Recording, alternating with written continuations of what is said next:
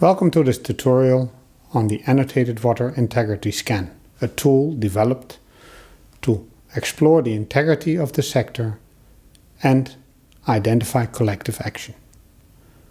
This tutorial is meant for facilitators of AWIS workshops and can also be used to show the participant in such workshops how and where the AWIS can be used.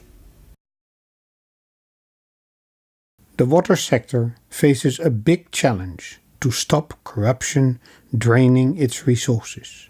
This requires collective action.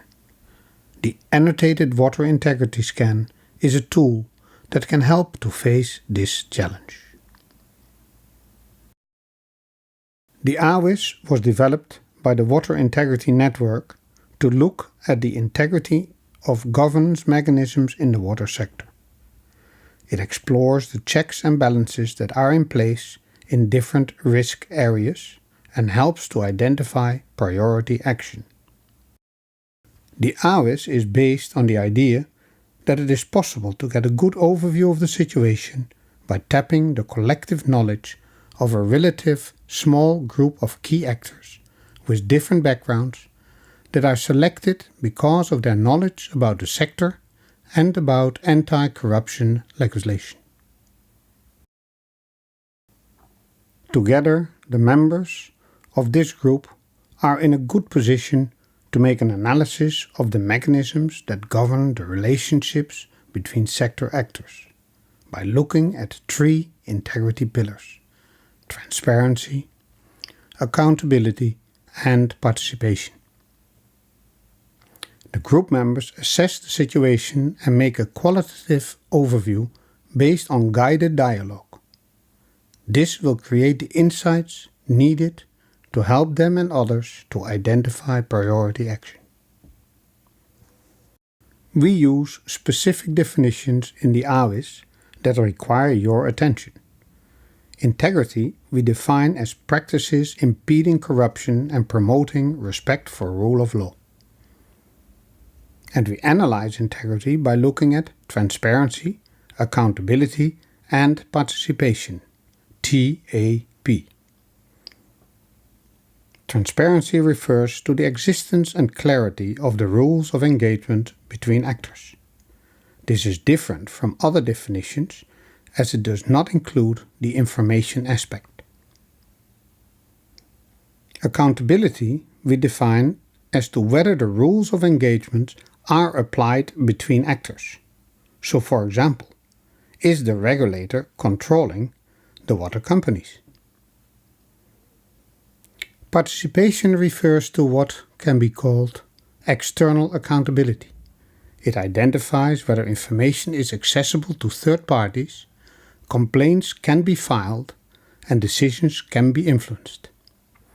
So this checks whether there is a risk that actors can collude and jointly take advantage of other actors.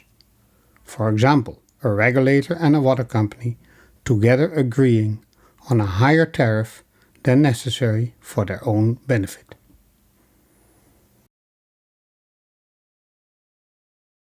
The TAP analysis originates from the principal-agent model developed by Mr. Hubbard. At the heart of this model is the idea that you can look at the integrity of the relationship between two actors. The agent, for example a water provider, delivering water to a principal, the consumer, who in turn pays for this service. We can then look at the integrity, the TAP, of this relation. Transparency checks whether rules are clear. Do they, for example, have a contract? Accountability explores whether the rules are applied. For example, is the meter being read? Participation makes the analysis whether the client gets information, can file complaints, and influence decision-making directly or through a third party.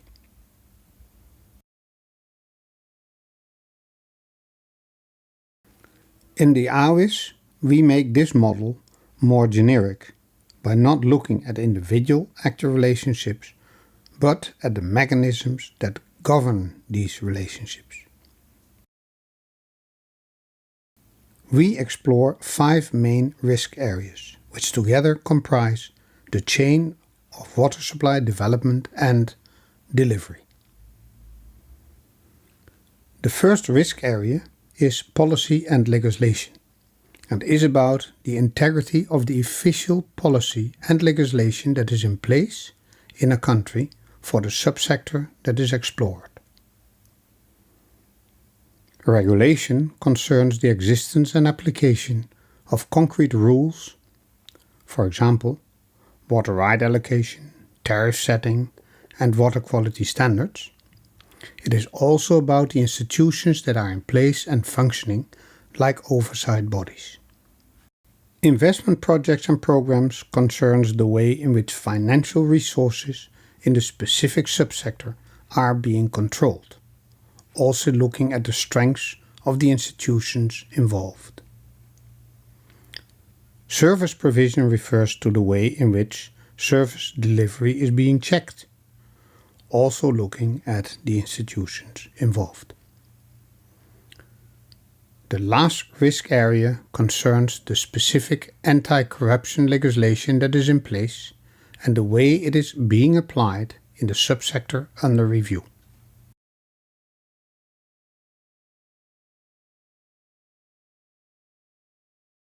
To implement the AWIS, we go through 3 steps.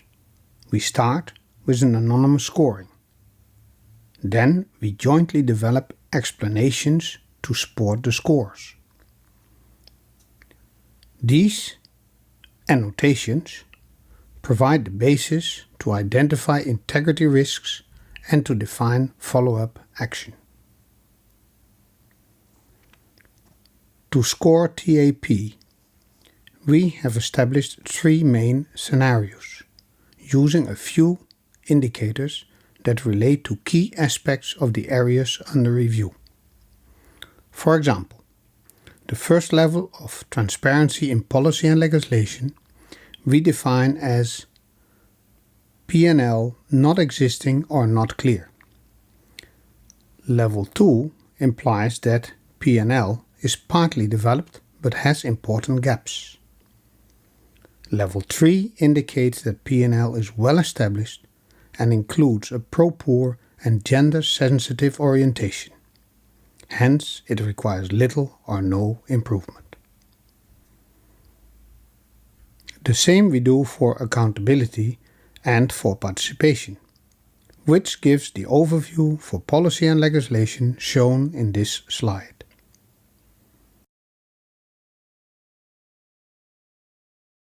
It is important to realize that the risk levels presented in the AWIS manual are for urban and rural water supply. If you want to use the AWIS for another subsector, such as sanitation, then you will need to develop the descriptions of the main TAP risk levels for that subsector and test them before you do the AWIS. Scoring is done anonymously by participants in the AWIS workshop to obtain their true perception of the situation. From experience, we have learned that it proved difficult for participants to just have 3 levels. We therefore introduced 2 interim scores, 1.5 and 2.5, but without description to keep the scoring simple. Here we see the scoring process in practice. It is important to monitor this process, as sometimes participants start to consult with each other. Then you will have to remind them that scoring is anonymous and based just on the perception of each participant. The scores for the 5 risk areas are collected from participants and immediately put into an Excel sheet. Average scores are calculated and together provide a first overview of the situation, as shown here.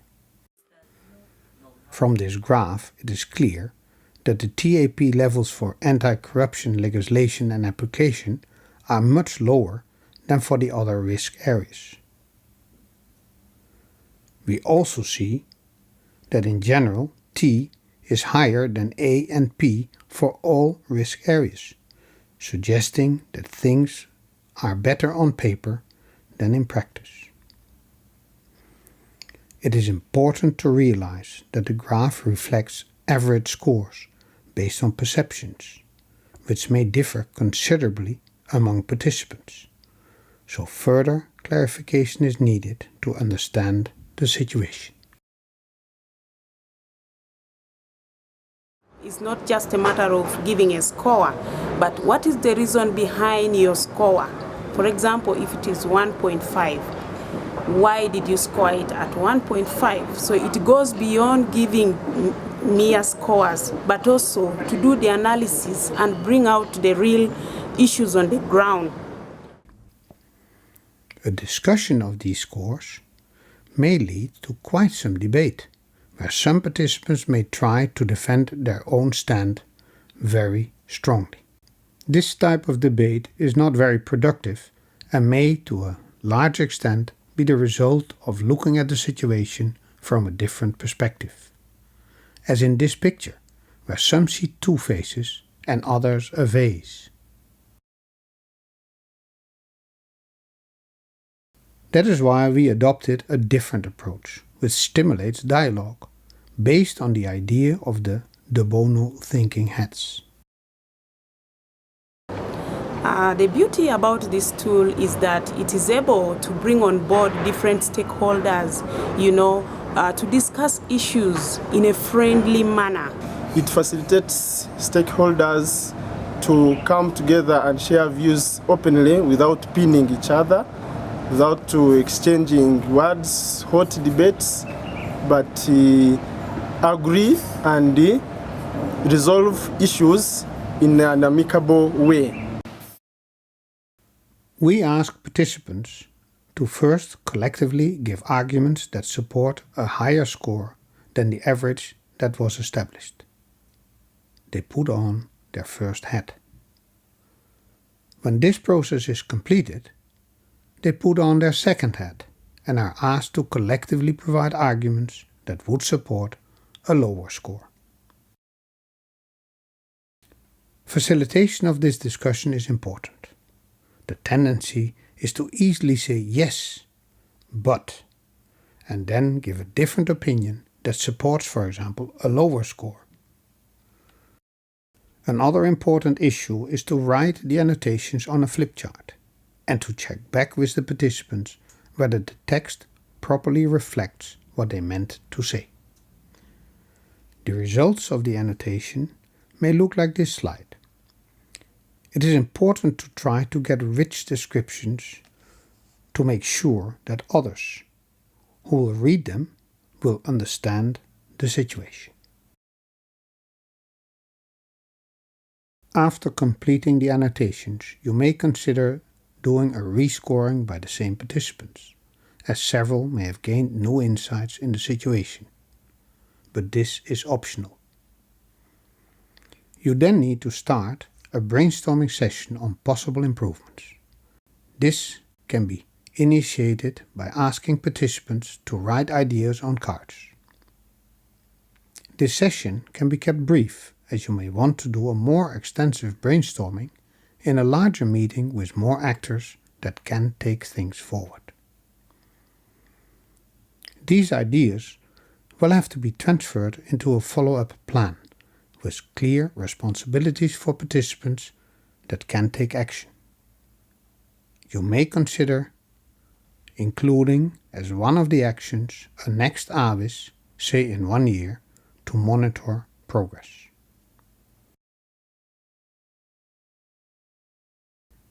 You'll need to develop a brief report from the meeting with the results, the annotations and the ideas for action.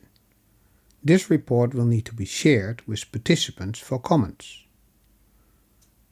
Thereafter, it can be shared with sector leaders, perhaps in a sector meeting, where proposed actions can be agreed.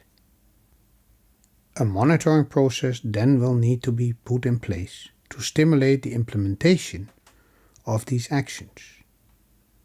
Furthermore, you can consider repeating the AWIS on an annual or biannual basis to track progress with sector integrity. The tool has brought out is the ease with which it opens up detailed discussion about corruption and where it might be taking place. And that is fundamentally different from other tools I've come across. We hope you have enjoyed watching this video, and we are very much interested to hear about your experiences with the application of the AWIS.